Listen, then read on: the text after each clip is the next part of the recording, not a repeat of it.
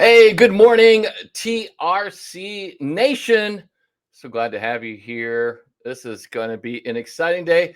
Hey, if you've not been here before, I'm glad you can make it. I'm always excited to do these trainings with the TRC Nation. It's one of the things that really kind of lights me up. I love doing this kind of stuff. So, if you have any questions, you can always type in the chat if you have a question. Also, too, if there's anything that pops up that you want to talk about later, you can always email me at donald@therestaurantcoach.com. Let's jump into my slide deck. I got some really, really, really exciting things today for you. So I think you're going to love it. Let's jump into it. Here's a great quote to start off with. It's I say it a lot too, is that restaurant success isn't rocket science, it's people science. And if we've never met before, I am Donald Burns. I'm known as the restaurant coach. I am a former restaurant owner, a consultant. I've been an executive chef with Wolfgang Puck. I also have quite a few books out there. My first book, Your Restaurants Suck, and my second book, Your Restaurant Still Sucks, are both Amazon bestsellers. And my third book is coming out this month. It's actually just a few weeks away, and that is Your Restaurant Culture Sucks. And then I'm done with the Suck series. I'm gonna call it a day. And then I'm going to move on to some other topics when I do some writing. So let's talk about that stuff. All right. Here's a great quote for you. The greatest danger for most of us is not that our aim is too high and we miss it, but that it's too low and we reach it. I would say probably the biggest thing holding restaurant owners back and restaurant leaders from getting the restaurant and the life that they truly desire is that their goals are too low. You want to set big, huge, audacious goals. You want to reach for the stars. If you don't reach for the stars, come on. You got to really set huge, huge, audacious goals. And you want to be committed and raising your standards to achieving them. Now, I teach quite a few frameworks in my coaching programs, but the one thing all my coaching programs are based on is called the 3P framework. I teach three foundational frameworks I teach. I teach the restaurant success pyramid. I teach the 3P framework, and I also teach what's known as the culture wheel. Those are my three foundational frameworks that I teach. All my coaching programs are all based on all these three basic frameworks. But the one that is probably the most valuable is known as the 3P framework. And if you've never heard about the 3P framework, I'm telling you, it changed my life. When I had my first restaurant and I was struggling, and I finally got a business coach, and he was a really successful businessman, and he introduced me to this concept of the 3P framework. And it is a game changer when you understand all the problems in your restaurant.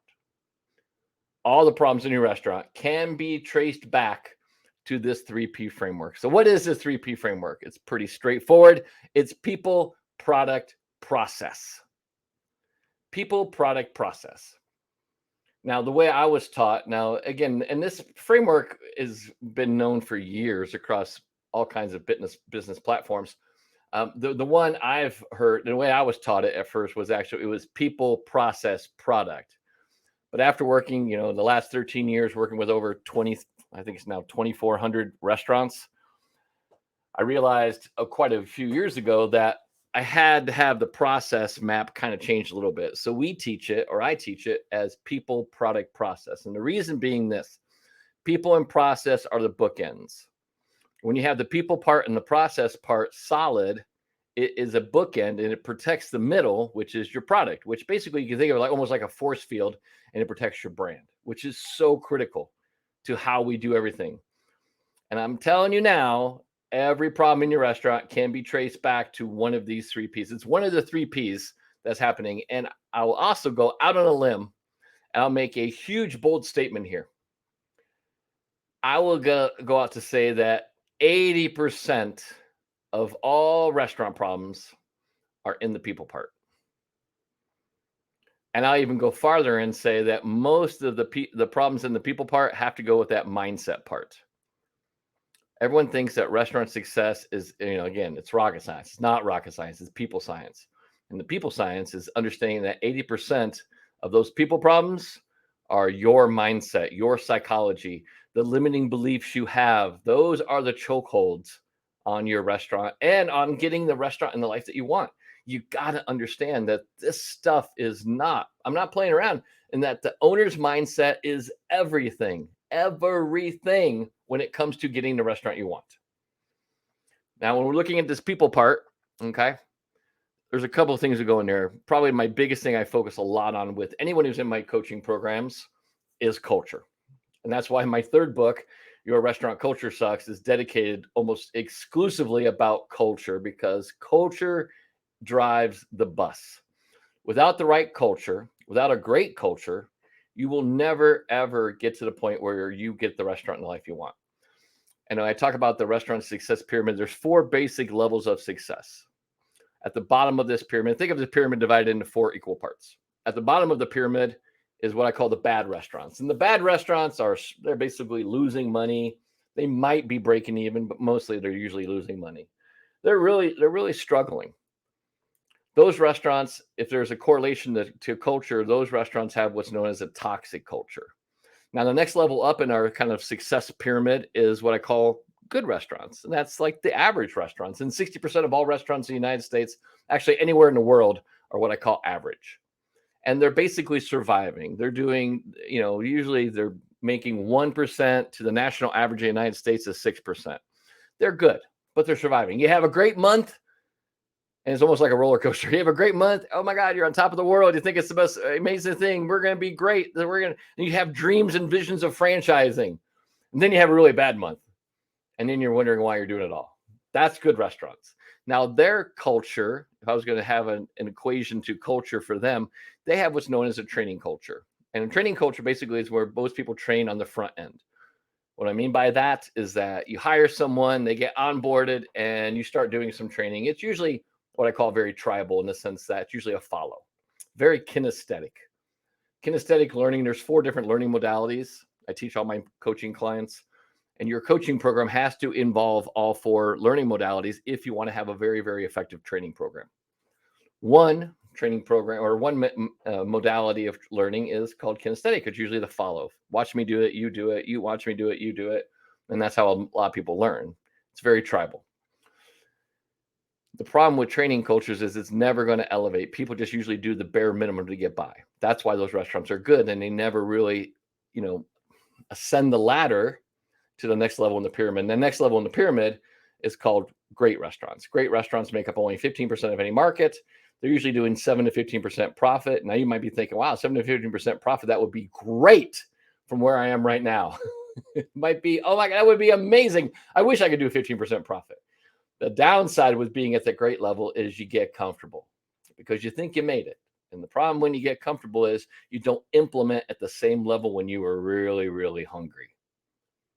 And then you start slacking a little bit. You start cutting back on your standards. You start dialing back. You start taking your foot off the gas. When you do that, I almost guarantee your restaurant will drop right down to the good level. And then the restaurants there at that great level, they have a learning culture where they're constantly learning, constantly improving, constantly wanting to be better, constantly wanting to improve. We have this philosophy. All my coaching clients have this philosophy of 1% improvement. Every day we're trying to get 1% better than we were yesterday. That's the goal you want. You want to try to be always 1% better today than you were yesterday. If you can adopt that philosophy, you are on your way to reaching the top level. And the top level is what I call outstanding restaurants. Outstanding restaurants only occupy 5% of any market. Those are the restaurants that are at the top. They're driving the market. They're usually making 18% or higher in profits. And they really, really have, this is where, if I was going to look at culture, this is where it's more what I call a leadership culture. And a leadership culture is where the team runs the restaurant, but they run the restaurant your way. Now, look at that very bottom. If you look at the bottom of our kind of culture pyramid, those bad restaurants that have toxic cultures, the team runs the restaurant, but they run the restaurant their way. And you're never going to get the restaurant you want when the team runs the restaurant the way they think it should be run, because they all have a really different conception about what the restaurant should be like. And it totally usually dilutes your vision and your brand. So people, product, process. Almost every restaurant in the world, they focus on the first thing they know, and they all know products. They all focus on the product part. The product part's the easy part. And I would actually go out to say that the product part's easy in the sense that everyone knows how to design a menu or create a menu. They just don't know how to make that menu super, super profitable. And that's where this 3P framework is so critical. But today, what I want to really focus in on is I want to focus this in on this one part of the people frame, kind of frame. And that's going to be what's known as hiring. Okay. We're really focusing on the hiring part. So hashtag, you'll hear me every once in a while say hashtag WTD, or sometimes I'll say WTSD. Write WTSD. Write this shit down. Write this down. 80% of restaurants do not have a hiring plan. And that is the problem. That is the conundrum. That is what's holding people back. You got to have a hiring plan. There's quite a few plans you should have. And I talk about this. I have a program called the Accelerator Program. We talk about strat maps. Strat maps is our strategic plan kind of framework that we teach. And you should have a long-term plan. You should have a 5-year plan. You should have a 3-year plan. You should have a 1-year plan. You should have a quarterly plan. You should have a monthly plan. And inside that monthly plan, you should have a marketing plan. You should have, inside that monthly plan, you should have a training plan, what your training platform is. And you should also have what we know as a recruiting hiring plan or a bench plan. A lot of people call it a bench plan. My bench plan is I look at my bench, just like if it was a sports team, I look at the depth of my bench and realize, who do I need to replace? Who do I need to promote? Okay. It's usually just two things. I'm either promoting them, I'm developing them. So I'm developing and promoting people, or giving them more opportunities, or giving them more opportunity to grow and learn and develop, or I'm just replacing them. It's not really much in between. Hashtag, write this one down too. This is a good one. All people are not created equal. I know you think they are. Well, actually, all people are created equal, but not all people are a good fit for your restaurant. That's what I really want you to know. All people are, on the surface, created equal. We all breathe air. Our hearts all pump the same. We all eat food. We all have to sleep. All people are created equal on the surface, but not all are a good fit for your restaurant. So what makes a really good hiring plan? There's quite a few things that make a really good hiring plan. Number one, you should have some kind of recruiting plan. Like, what is my plan to actively recruit, actively get people into my restaurant that want to work with me? What is your recruiting plan? Most people think that putting up job ads is a recruiting plan. That is the worst recruiting plan in the world. Job ads are very passive. There's a workshop I teach, a couple of different ones I teach. I have one called the Higher Attitude, and I also have one that's a more deeper dive. It's called the Talent Attraction Method. Those workshops, I really take it down the rabbit hole and talk a little bit more. And job ads are the worst thing you can do. And I hate to say that probably 95% of restaurants place job ads out there hoping that they get a really good person. Hope is not a strategy. You got to actively recruit. And there's a couple different ways to recruit. Some recruiting is I'm actively recruiting, where I'm actually going on Indeed, going on LinkedIn. I'm looking for candidates. I'm looking for potentials, and I'm sending out cold emails. Hey, I saw your resume. Hey, I saw your profile here on LinkedIn. I'm really getting ready to expand my team, and I'm getting ready to grow and open up a couple new restaurants. I'm not sure if you're looking for an opportunity, but I'd love to talk to you. That's actively recruiting. How else do you recruit? By marketing your culture. Restaurants have a horrible, horrible reputation. We treat people like shit. We pay dirt. You're never going to see your family. I'm going to work you to death. You don't get any breaks. You probably don't get to eat too much, if you eat at all. Don't even think about getting a dog, because you'll never be home to have a dog. I'm going to work you to death. We got to do a lot better. And how do we do that? Is we need to market not just our food and our drink, but we need to market our culture and market the energy and the excitement, and that people like working with us. That's a recruiting plan. Updated job descriptions is another huge thing you need to do. Most job descriptions are very, very generic and boring. You want to take your boring job description, and trust me, you can go to restaurantowner.com and download a crap load of them. And then if you just turn it around and just put your logo on there and use it as a job description, you're missing the boat. Job descriptions have to be updated, they have to be modified. And the best thing you can do is change the verbiage from third person to first person. So most job descriptions say something like, must be able to work nights and weekends, must be able to lift 50-pound bag. No, you want to change it to, I must be, I will be available to work, I can lift. You want to change it from third person to first person. Interview guides are another great thing. You got to have some great interview question standards and not ask the boring interview questions everybody asks all the time. What do I mean by a boring interview question? Tell me about your last job. What would your manager say about you? Everyone knows the answer to those questions. They prep them. That's why so many people get really, really discouraged about interviewing, because they interview someone, they have a great interview, they hire the person, and then a week later, the person they hired is a different person. Well, it's because people know how to interview right. People know what to say. You want to get past the standard boring interview questions and dig down into behavior. And we're going to talk a lot today about behavioral questions, because I'm going to share some insights into some new behavioral elements that make a great team. Onboarding checklist. You got to have a checklist. Make sure you have a solid checklist that you are following to onboard people the right way. And then also having a solid training program. In all my coaching programs, we follow a methodology. It's called the 70-20-10 training protocol. 70-20-10 training protocol. And what does that mean? 70% of our training is still the traditional kind of way, very tribal, very kinesthetic, very hands-on. 20% is immediate feedback. Like right after the shift, when I have a training shift, we sit down, we talk about what went right, what went wrong. I give them some tools. We go over the tools, we review. I ask questions, they ask questions, and we have this really kind of interactive training session, almost like a post shift. And then 10% of your training program should be online reinforcement. You should have some kind of online training portal where people can go in and learn and relearn. I mean, there's people on your team that know every lyric to every Shakira song in the world. And they didn't do it just from listening to a song one time. They learned those lyrics from listening to the songs over and over and over and over again until they understood the lyrics and know the lyrics by heart. Same thing with our training. Repetition is the mother of learning. Hashtag write that down. Repetition is the mother of learning.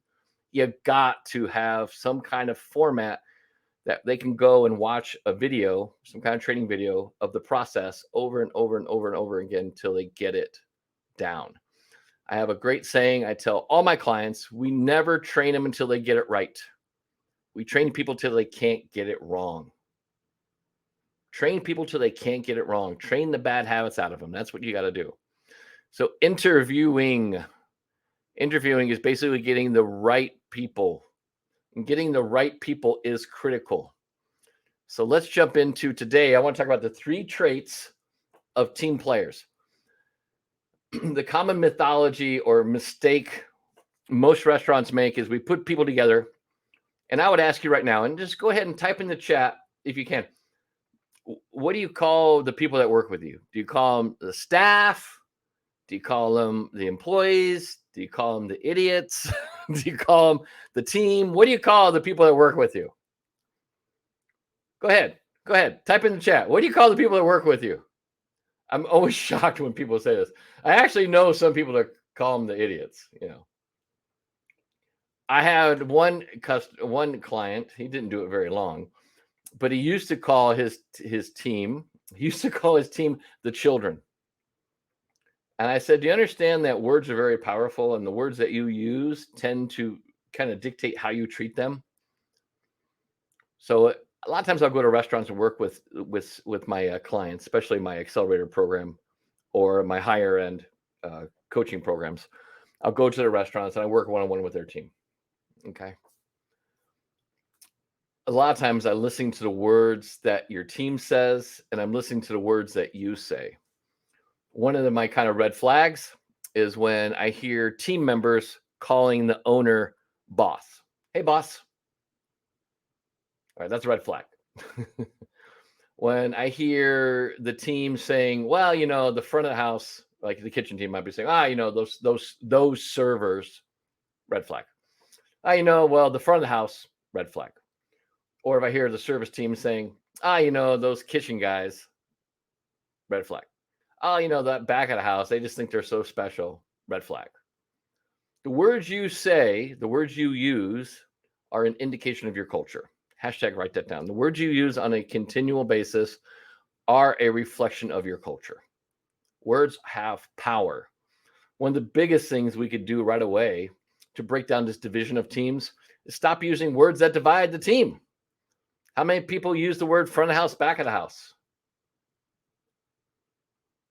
In almost every restaurant in the world, there's a constant fight. You call it good versus evil, front of house versus back of the house, day staff versus the night staff, this location versus that location. Everyone thinks that the other people have it better. We got to break down these walls if we want to start developing our brands and developing our culture to the level where we can get that leadership level, where we can have the team run the restaurant, but they run the restaurant my way. And one of the best things to do is watch the words you use. Okay. Stephanie says she uses the word team. This week, I challenge everyone here, listen to the words you say when you're talking to your team. But the best one would be listen to the words your teams use, the team members use when they talk to each other. Listen to the words your team uses when they talk to each other. Because how they talk to each other eventually is how they're going to talk to guests. So be very, very careful. Be mindful of the words that you use. Be mindful of the words that your team uses. They do represent your culture, whether you believe it or not. Now, this whole workshop today is based on a book that was recommended to me by a very good friend. And the book it's Patrick Laconi, and the book is called The Ideal Team Player. And the principles I'm going to talk about today originate from this. There are three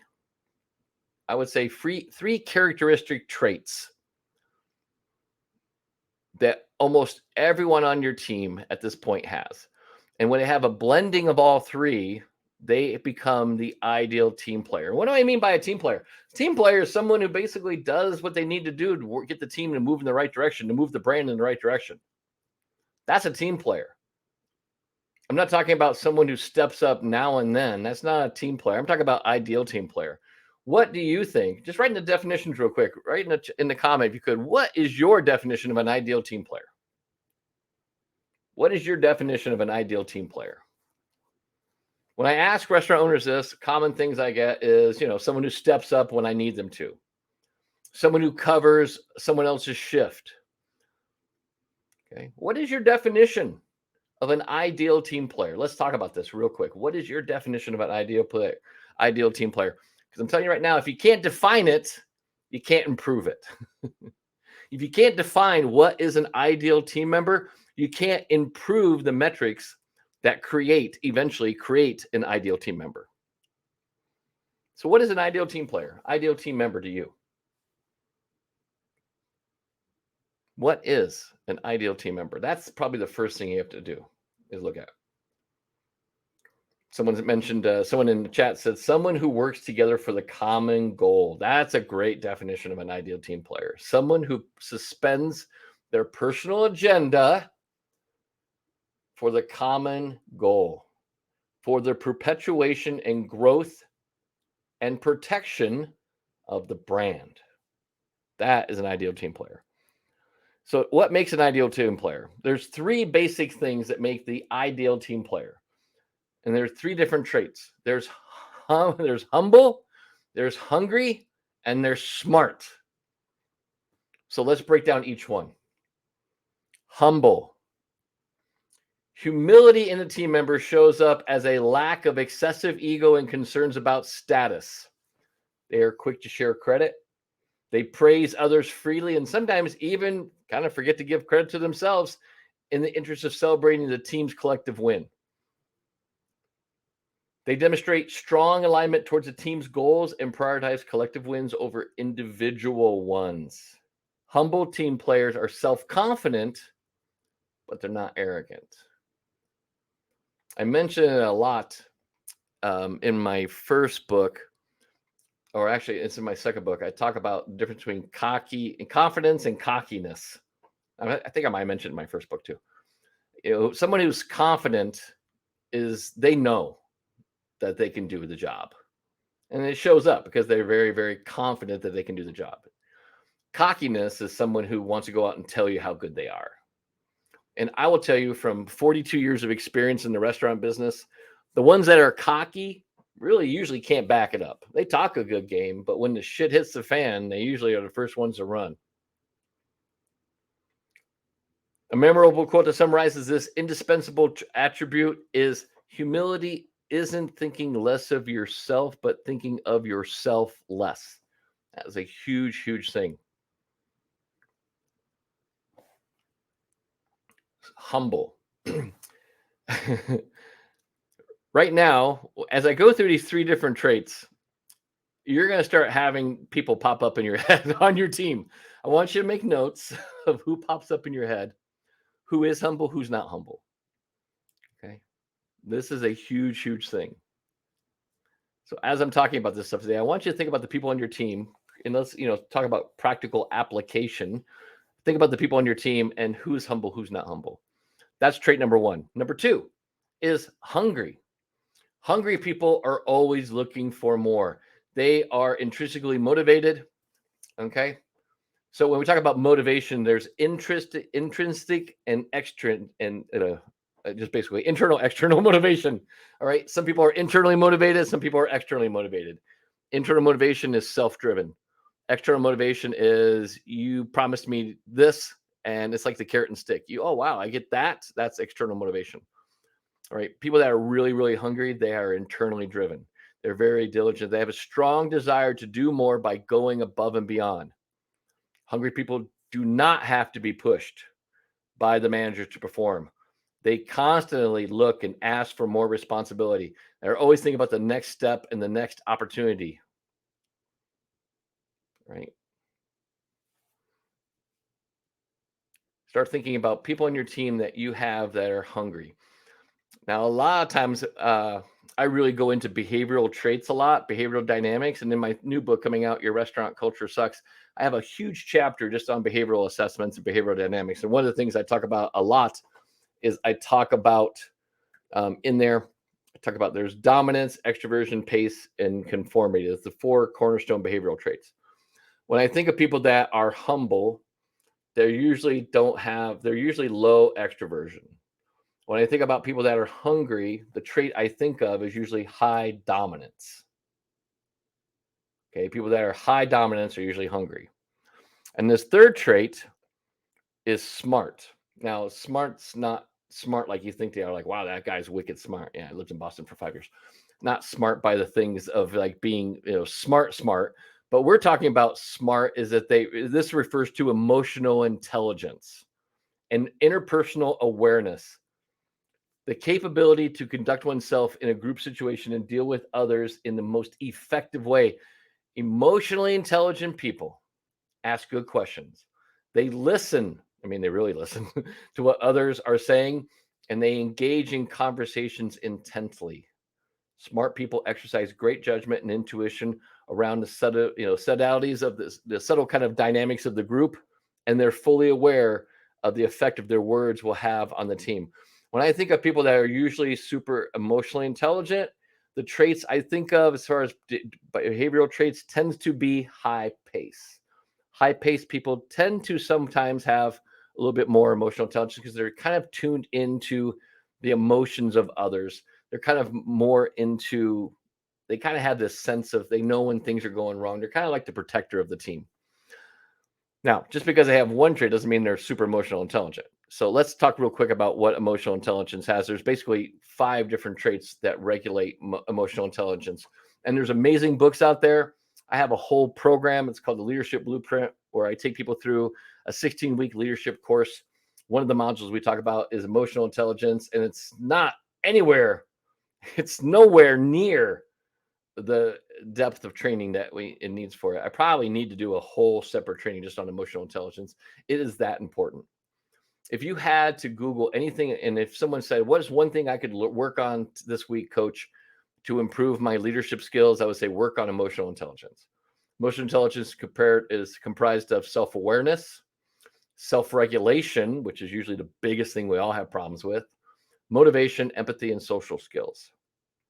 Just Google up emotional intelligence. Some great books out there. Daniel Goldman has some great books. If you don't like to read, there are also tons of stuff available on audiobooks available too. You can go to LinkedIn Learning. If you're looking for some free resources, LinkedIn has a learning center, if you did not know that. If you have a LinkedIn profile, you can go to LinkedIn Learning and just Google emotional intelligence. You will find all kinds of great classes that you could take. And if you're really a great leader, you could actually watch them with your team, especially your leadership team.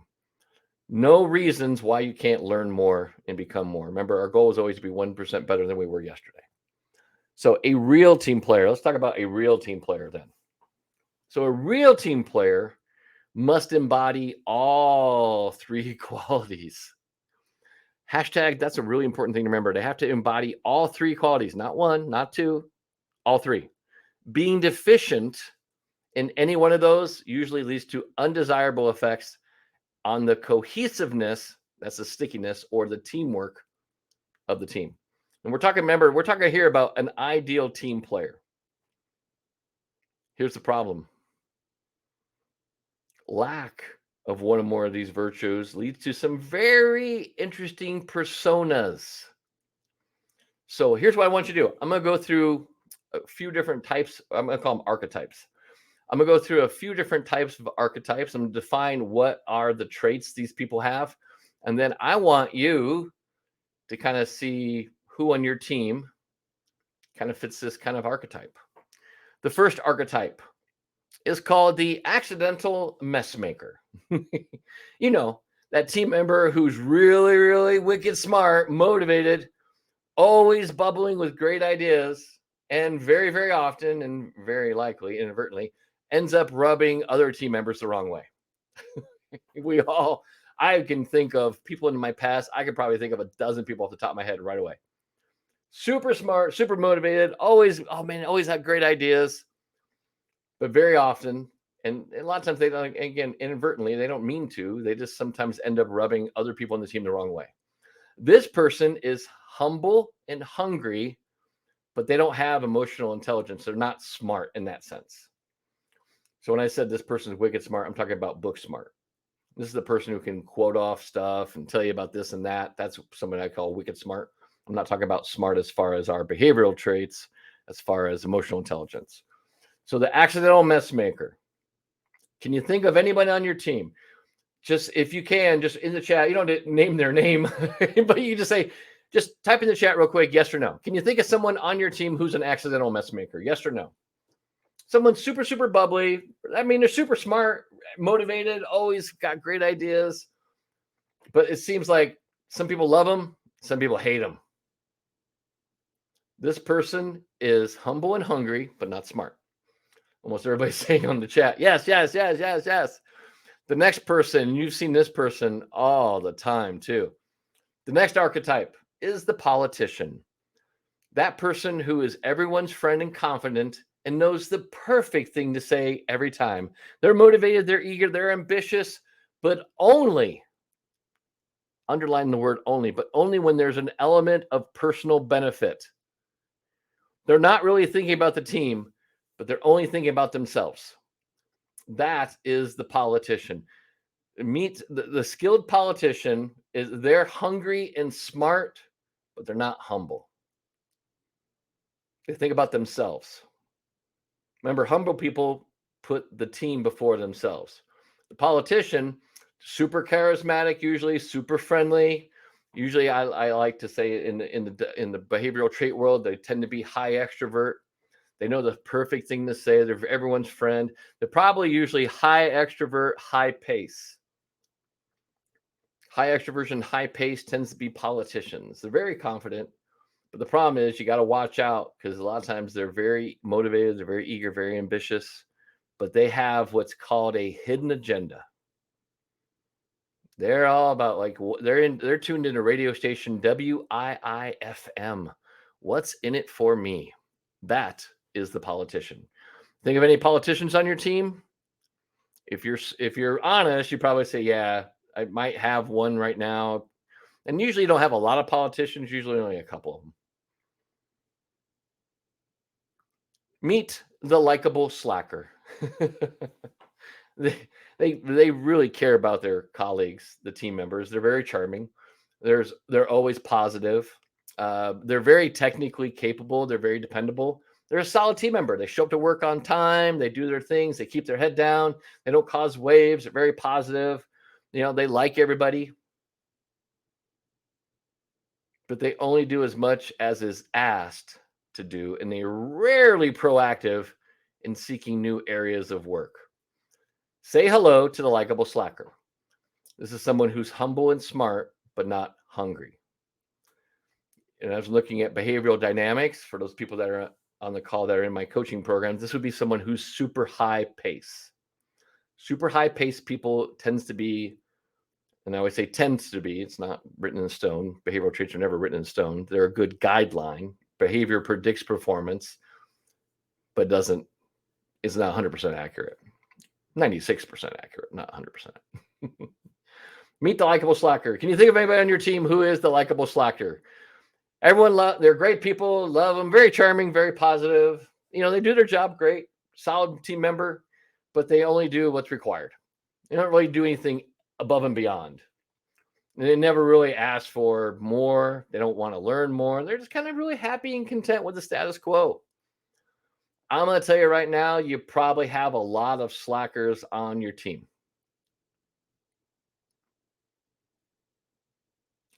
You probably have a lot of likable slackers on your team. Very humble, very smart, and smart as far as emotional intelligence. They're kind of tuned in to other people, but they're not hungry. They're just really content. And the last one, you've probably seen this one. This might be you too. Okay. I'm always warn owners, this might be you, the pit bull, a powerhouse of execution. They're determined to get stuff done, but they also have they really have a big focus on their own personal achievements with little concern for the team. They neither know nor care how their words impact people around them. A bulldozer is someone who's they're all hungry. They're not humble nor smart. They have no emotional intelligence. They don't care. So in behavioral dynamics, this is the person who's like super high dominance. Super high dominance people tend to be like this. All aggression, all about results, focused on personal achievements. We're focused on me getting stuff done. They will basically just bulldoze people to get out of the way. That's the pit bull. Can you think of anyone on your team who's a pit bull? Or anyone you've worked with in your past that's a pit bull? Super aggressive. They're not humble. They don't care if their words hurt people's feelings.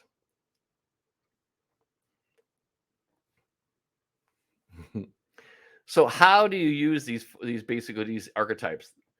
So how are we going to use these archetypes? Two ways. We're going to use these archetypes in hiring the right people. Because then I know you're going to say, well, what do I do, coach? I already got people on my team that are already like this already. Well, here's the beautiful thing. We can actually use this to help us develop our team. Okay.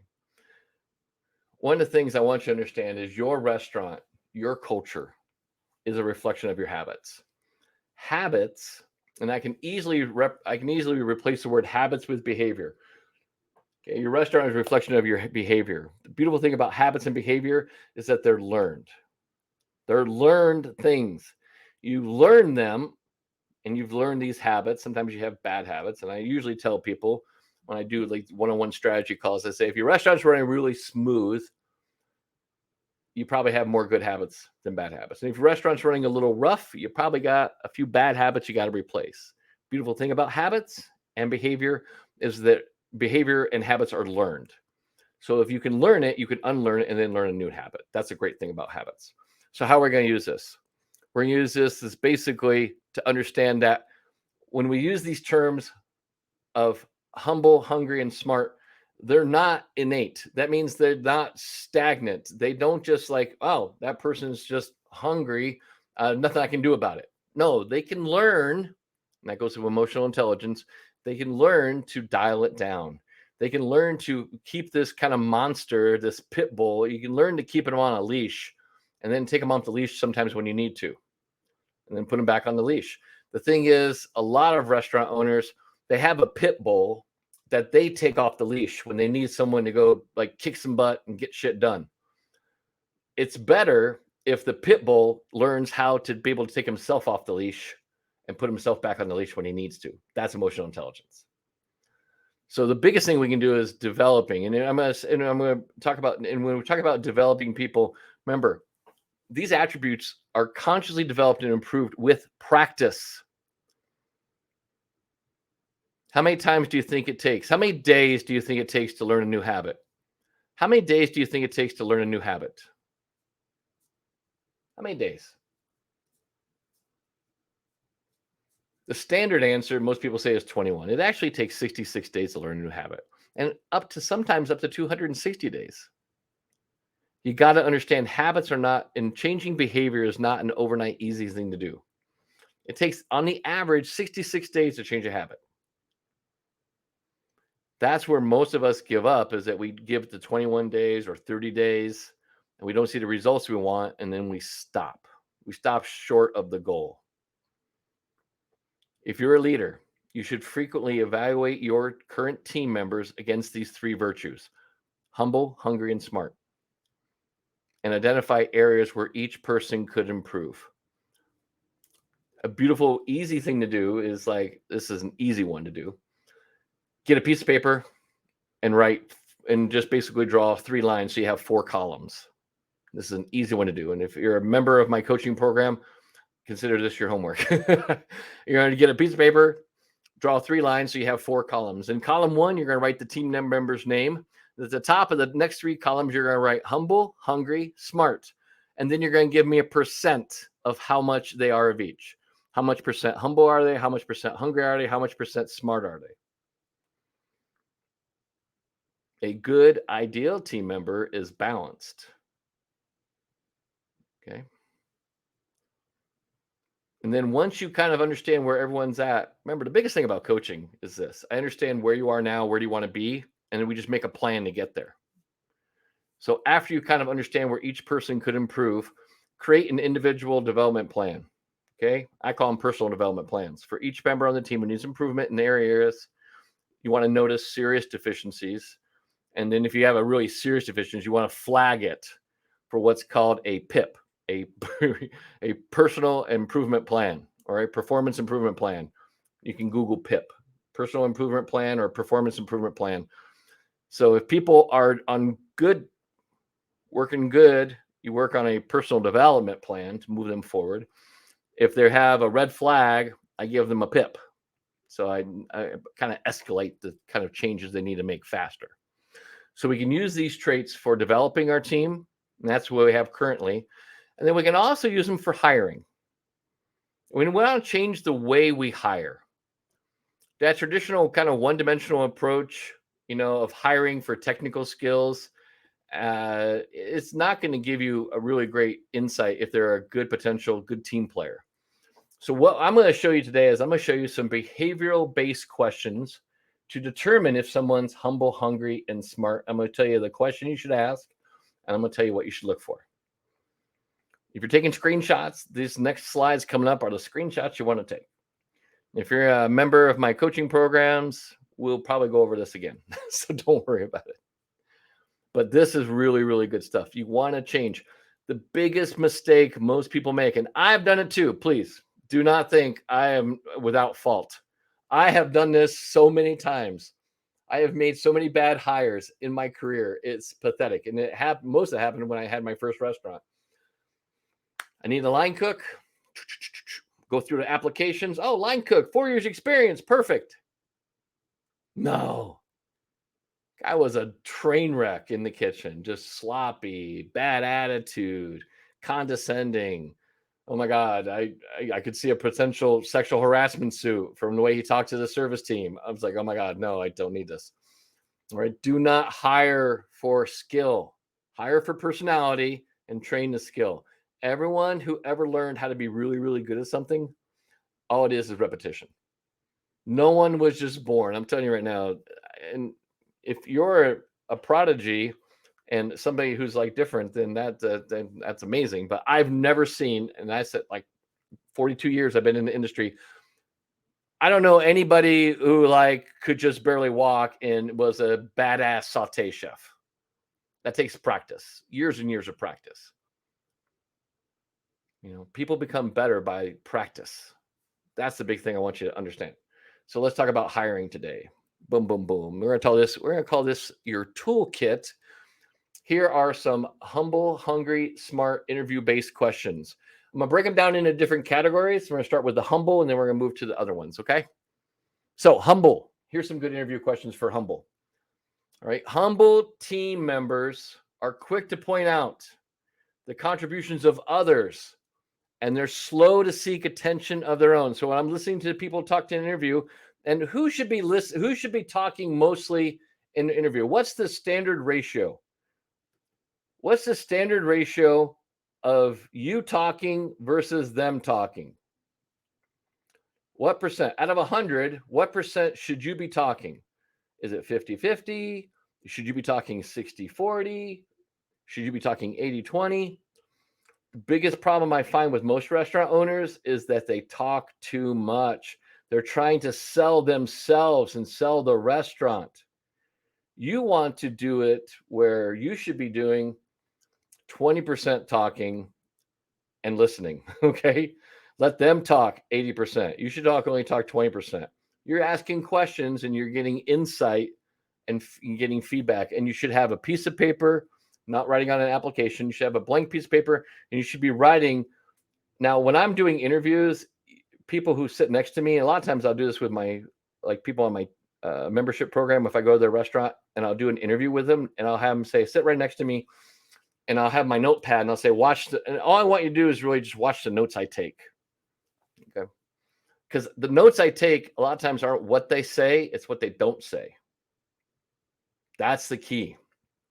So humble people, they share credit, they emphasize team over self, and they define success kind of collectively. Like, oh yeah, I worked with this place. We win this award. It's not like, well, I worked at this place. I won this award because of me. That's individual. Okay, so here's a good question. Describe your current team. What do you like and dislike? By asking a team-related question, it may be apparent if he or she values a team effort and is willing to do what is necessary for the good of the team. Encourage the candidate to describe specific interaction with colleagues and experiences working on the team. And use those words. Describe your current team. I know a lot of people like to change the questions around when I give them to them, but the behavioral questions are designed to be behavioral questions because a psychologist designed them. Because this is what will happen. I'll say, here's the question I want you to ask somebody. Describe your current team. What do you like and dislike? And then I'll get an owner who will want to kind of, just kind of make it up and go, hey, tell me about the people you work with. Are they cool? Do you like them? Do you not like them? Are they assholes? No, don't go off script. Stay on script with these questions. They're designed for a reason. All right. And then here's another good question. What are the most important accomplishments of your career? So I'm asking them for accomplishments of their career. Again, I'm looking for more mentions of we than me or I. Of course, it isn't about being so simplistic as to, as just to count the responses. I'm not looking for accomplishments. I'm looking, wow, that guy had 12 accomplishments and the guy after him only had 3 accomplishments. I don't care how many accomplishments. I want to understand the scope of them in related to, were they the kind of person that was more focused on the team and the growth and the brand than themselves. Okay. In the event that someone refers to him or herself individually more as a member of a team, probe whether or not they were working alone or with others. Some people just work on small teams. Okay. More humble questions. Here's another one. What's the most embarrassing moment in your career or your biggest failure? Now look for whether the candidate celebrates that embarrassment or is mortified by it. Humble people generally aren't afraid to tell you their unflattering stories because they're comfortable with being imperfect. Hashtag remember that. Humble people aren't afraid to tell you their unflattering stories because they're comfortable with being imperfect. People that are super high extrovert, people who are not humble, hide their deficiencies. Also, look for specifics and real references to a candidate's own kind of culpability. Okay. Look for specific, real references. Another question. So, and then it's basically a follow up question. How did you handle that embarrassment or failure? Look for specifics on how the candidate accepted responsibility, how they learned from it, and how they actually acted on what they learned. That's like the biggest things right there. Somebody who's humble knows they make mistakes. They take responsibility for it, what they learned from it, and then they learned what to do so it doesn't happen again. Now, here's a question, and a lot of people say to stay away from this question. This is a good question as far as humble. And say, what is your greatest weakness? Yes, and I know this seems like a tired question, but it's still a very useful one. The key, hashtag, here's the key. The key is to look for answers that are real and a little painful. Candidates who present their weaknesses as strength is, I take on too much, or I have a hard time saying no, are often afraid to acknowledge real shortcomings. So, and that's usually one. I'll get this a lot. And I've asked this question. Hey, what's your greatest weakness? Oh, I take on too much. I have a hard time saying no. All right. That's shallow. That's like surface stuff. You're trying to deflect the real question.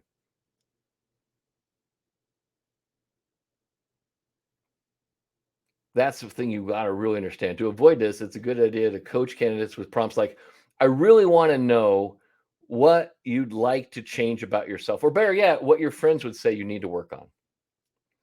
So if they give you a surface answer, just dive a little deeper. Okay.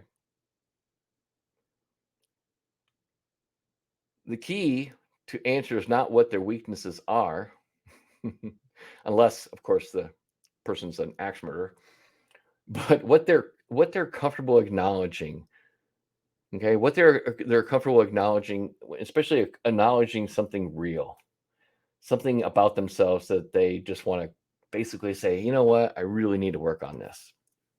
Okay, dig deeper, and you'll get better. A few more good humble questions I like to ask. All right. How do you handle apologies? Okay. Either giving or accepting them. How do you handle apologies, either giving or accepting them? Someone said in the Facebook quotes or in on the chat says people are trying to put their best foot forward. Yes, they are trying to put their best foot forward, but that means they're interviewing you for they're putting up a mask or a front. You're not going to get the real person. That's why interview questions have to be deeper, and you gotta dig down. You gotta force them to go to some uncomfortable places on the interview parts. Yeah, everyone who interviews is trying to get the job. They're going to tell you what you want to hear. Right? You got to dig a little deeper. And these questions here are really good ones, especially if you push them a little bit farther when they give you a surface answer. And it's kind of like a standard surface answer, like what's your weaknesses? Oh, I'm just really not good at saying no. Okay, that's a surface bullshit one that you've prepped. Really, what do you really need to work on? What is something if I asked your best friend what was something you need to work on, what would they tell me? All right, dig a little deeper. How do you handle apologies? Either giving them or accepting. How do you handle apology? How do you handle apologies? And ask for specific. Humble people are not afraid to say they're sorry, and they accept other people's genuine apologies with grace. And then usually people who do this usually have a story. Yeah, I remember this time when, and they'll tell you a story. Remember, 80% of the time they should be talking. You're just asking some questions, and if you're getting a surface answer, you're just digging a little deeper. You're pulling back the layers of the onion. That's what you're doing here in an interview. Question. Can you tell me about someone who is better than you in any area that really matters to you? Can you tell me about someone who's better than you in any area that really matters to you? Look for candidates who demonstrate a genuine appreciation for others who have more skill and talent. Humble people are comfortable with this. Ego-driven people are often not. I talk about my friend who is a consultant and a coach. His name's Bo Bryant. His tagline is the restaurant giant. Bo, I go out of my way saying Bo is brilliant. Bo is really, really great at a lot of things I'm not good at.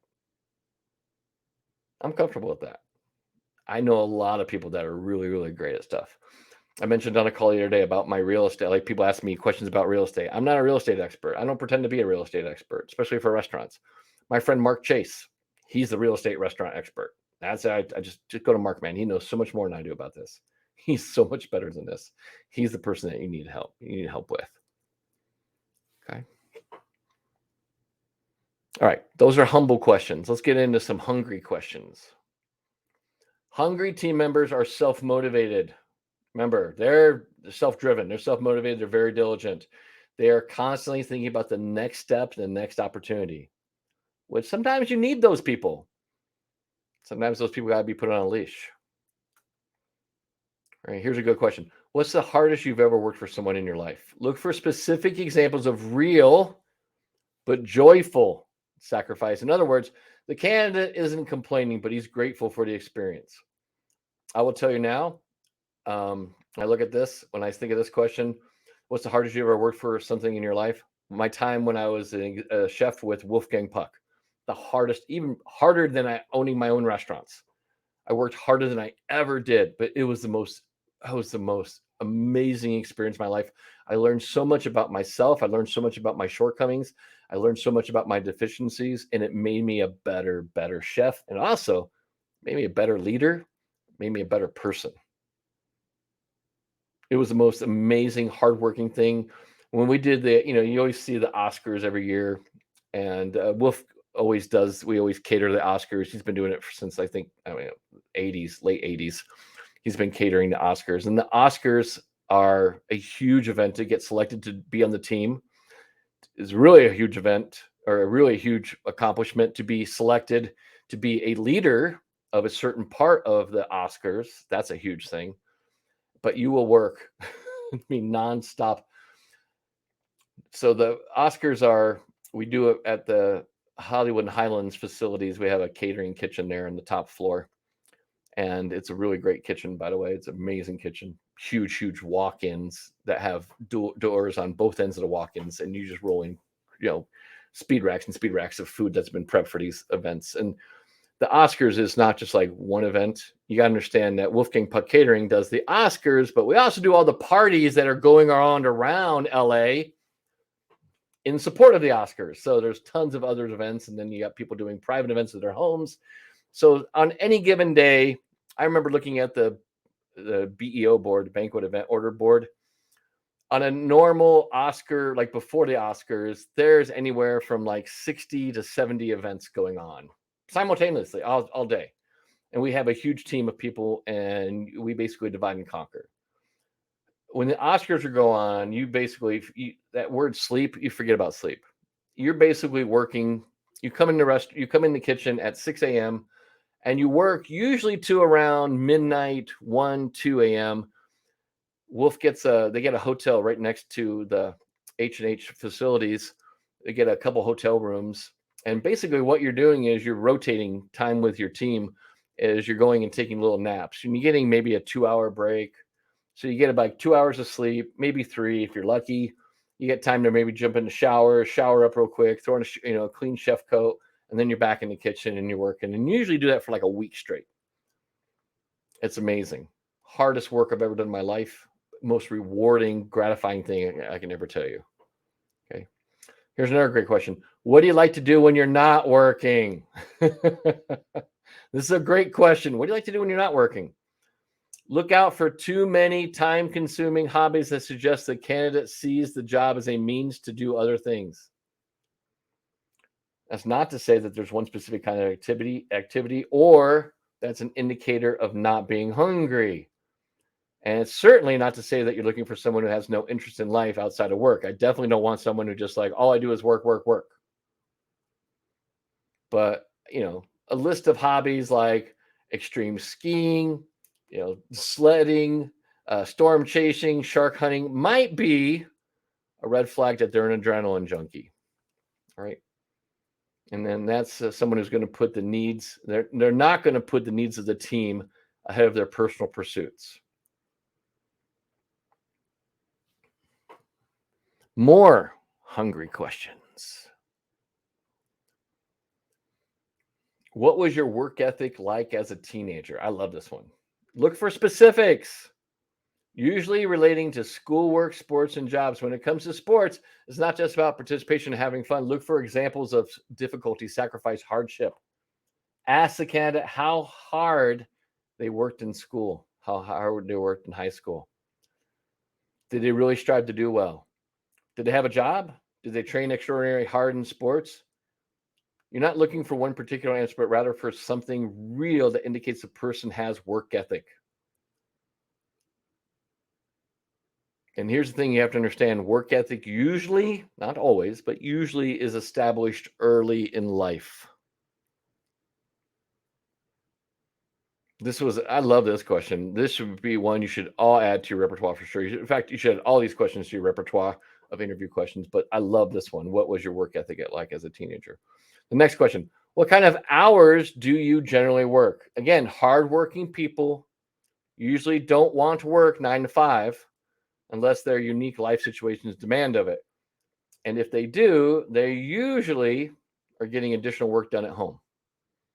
That's not to say that some people are stuck in dead-end 9 to 5 jobs and are itching to get out and do something challenging.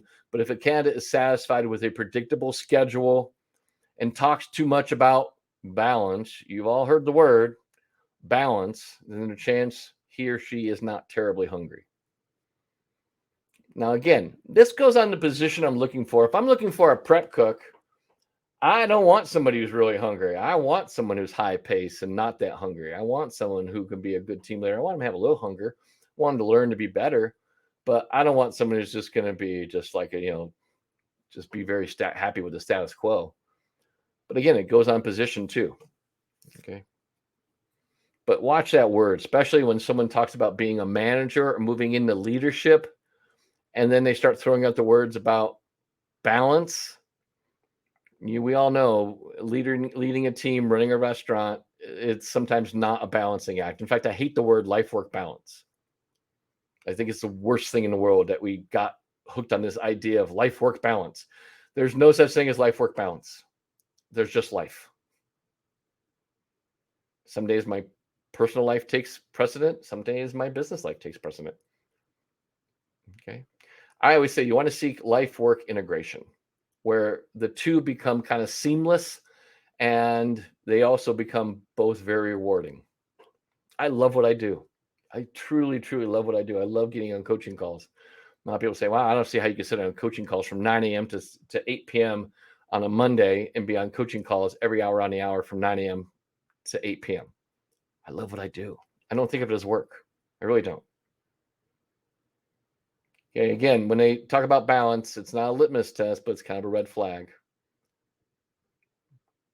Now, none of this is to advocate, and please write this down, none of this is to advocate people should not prioritize their work over their families. I'm not saying that at all. It's just when the candidate focuses a lot of hours that they're expected to work, they may not be the kind of hungry team player you need. Okay, fair enough.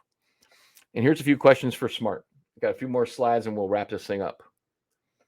SMART team members are interpersonally appropriate and aware. Remember, they have emotional intelligence. They have good judgment and intuition about this kind of the subtleties of the group dynamics. Basically, they have kind of a good intuition and good sense of how the team's doing, how people are feeling. They're kind of in tune to the vibrations of the team. And they also understand how the impact of words and actions impact other people. So here's some good SMART questions. Have you ever worked with a difficult colleague or boss? And how'd you handle the situation? Now, this is a standard one, but by asking this question about a difficult working relationship, you're going to learn if he or she can read a situation and handle them skillfully, or do they just kind of go off and vent? Hey, you ever worked with a difficult colleague or difficult? Oh yeah, man, guy was a total asshole. What a jerk, man. He just like he just come in, he just bark at orders and stuff like that. Man, I hated working there. It was horrible. Yeah, well, I only worked there for like through 2 weeks, and then I got a different job. All right, he didn't handle the situation. He avoided the situation. Another good question: how would you describe your personality? I love this one. This is a really good one. How would you describe your personality? Look for how accurately the person describes what you're observing and how introspective it is. Smart people generally know themselves. People with good, high emotional intelligence generally know themselves, and they find it interesting to talk about their behavioral strengths and weaknesses. People who seem stumped or surprised by this question may not be terribly smart when it comes to people. And what I mean by smart is don't have emotional intelligence. When I use the word smart, I'm talking about more of emotional intelligence. A couple more questions. What do you do that others in your personal life might find annoying? I love this is a great question. I love this one too. Everyone annoys someone sometimes. I annoy my girlfriend a lot. Okay. Smart people are not immune to this, but they're also not in the dark about it. They also tend to moderate those behaviors at work or at home. There's some things you do that annoy the shit out of people. If you have emotional intelligence, you just don't do those things around the people that you annoy. You still have it. You don't not stop it, unless it's like a horrible, horrible habit. Like, I don't know, like picking your nose in front of people. I don't know. That might be a bad habit. I don't know if it's all subjective, I guess. So again, everyone annoys someone sometimes. Hashtag write that shit down. Here's another great question. What kind of people annoy you the most and how do you deal with them? I love this question. What kind of people annoy you the most and how do you deal with them? What you're looking for here is the candidate's self-awareness and self-control. Again, smart people know they have pet peeves.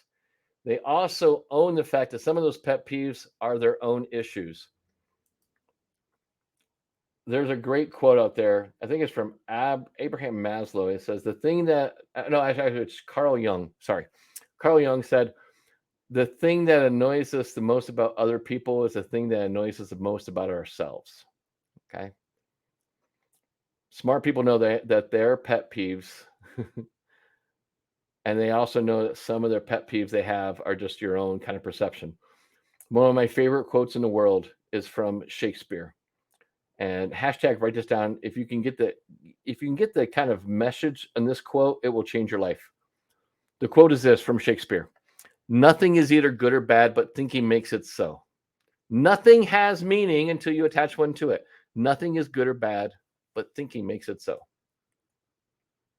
I have a huge pet peeve about like kitchen cabinets being opened. Like when someone goes to the cabinet to grab something and they leave the cabinet open, it just drives me crazy. I don't know why, it just drives me crazy. It's one of my pet peeves. So I'm always like, and at first it'd be like, close the cabinet. And then I just realized that they don't have the same perception about it as I do. And I just walk gently over there and just close the cabinet. No big deal. Okay. Smart people with emotional intelligence also know how to deal with annoying people in a productive, constructive way.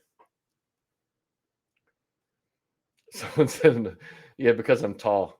This must be someone who knows me because a lot of people don't know how tall I am. Yeah.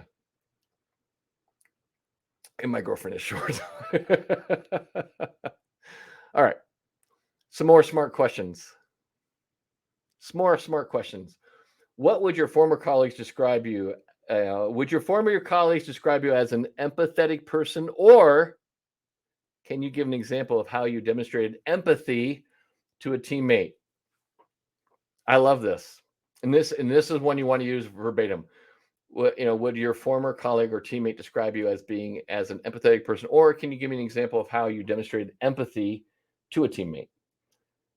Some people use the word empathetic.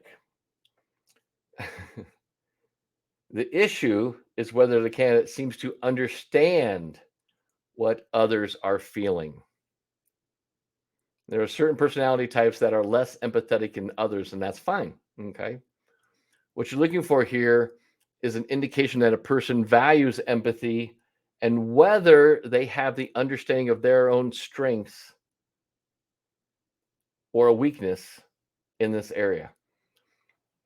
A lot of people, one of the best traits for a leader is you got to have empathy, not sympathy.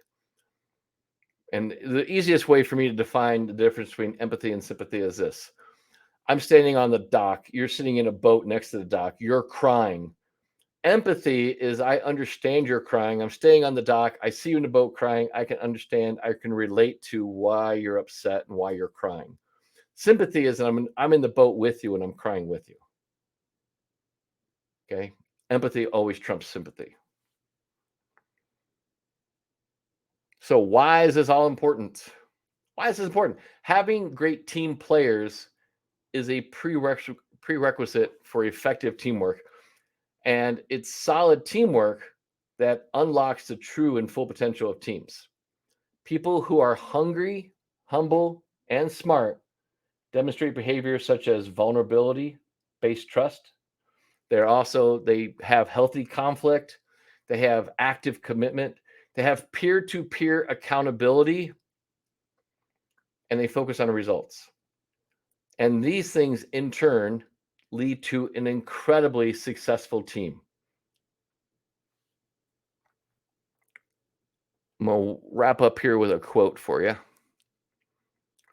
Hiring is the most important function you have, and most of us aren't as good at it as we think.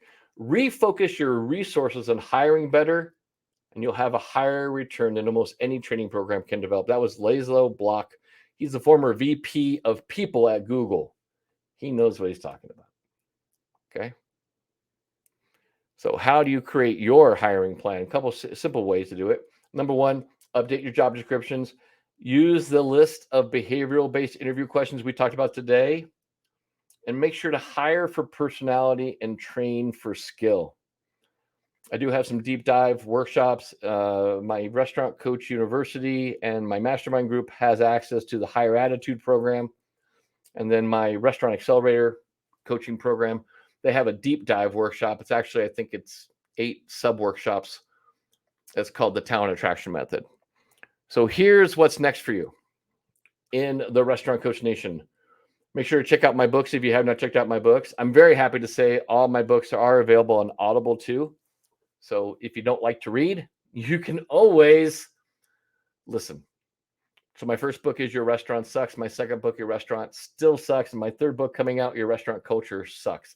I'm actually going to give you an opportunity to get a signed copy of my third book coming out in about 2 weeks. It's called Your Restaurant Culture Sucks.